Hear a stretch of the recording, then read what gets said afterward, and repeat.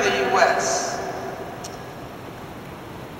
And perhaps we should talk about the extent to which the principle of colorblindness has so saturated our ideas about race that we now tend to believe that the only way to achieve racial justice is to become blind to the work that race does.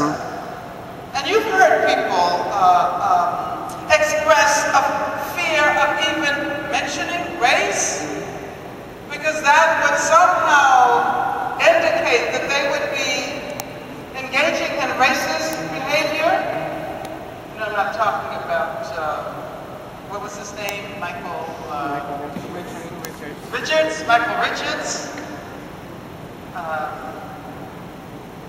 And behind this principle of colorblindness, there is so much racism that continues to grow and develop. I actually wanted to tell you a story about a friend of mine, an amazing Kenyan writer whose name is Ngugi wa Thiong'o. Do any of you know him? Are you familiar with his work, his novels?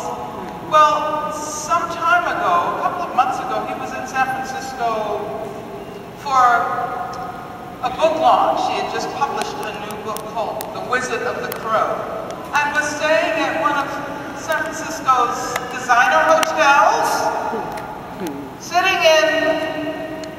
in the lobby reading the newspaper in the morning, when someone walks over to him and says, "Sorry, sir, this is only for those who are registered at the hotel." And so he said, "Well, how do you know I'm not registered here?"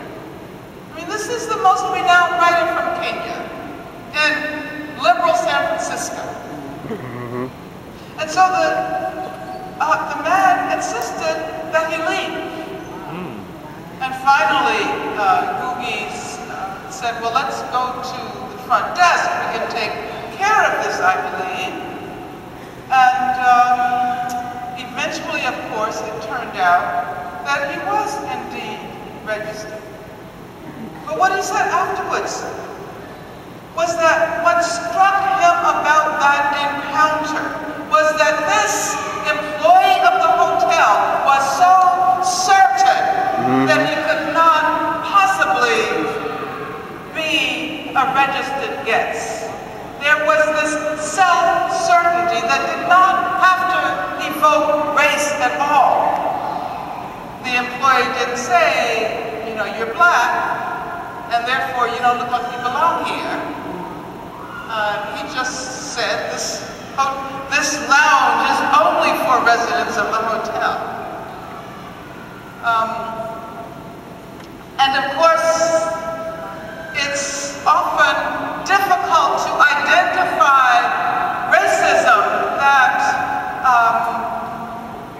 hides behind, that lurks behind colorblindness. And so I would like us to think about how racism mutates, how it changes, where does it go? What does it have to do with the fact that we now live in a society where there are proportionally more people behind bars than any other country in the entire world? There are 2.2 million people in the country's prisons. Do we wonder why the prison has become the symbol of America? And why so much of the political debate revolves around issues of imprisonment, torture, Guantanamo, Abu Ghraib? Well, I want to suggest that this has something to do with the fact that we have never really managed to fully abolish slavery. Speak on it. This might sound kind of ridiculous in the 21st century to talk about an institution that we think was obviously gotten rid of when? Maybe in 1863, maybe in 1865. But I don't think we ever stop to ask how it is that a constitutional amendment can abolish all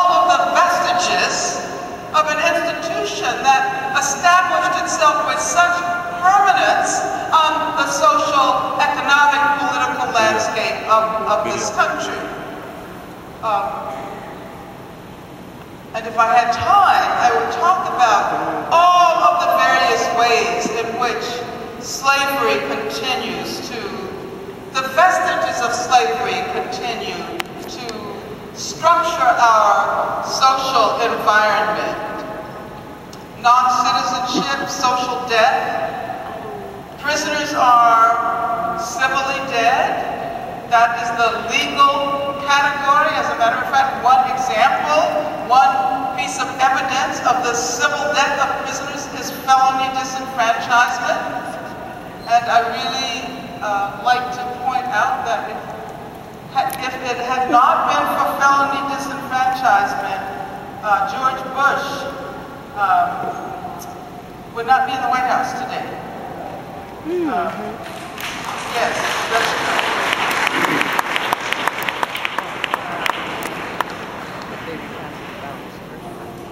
Well, I thought actually there would be a little bit more response there.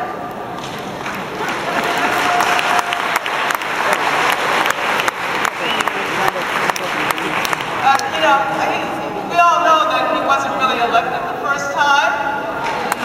Speak on it.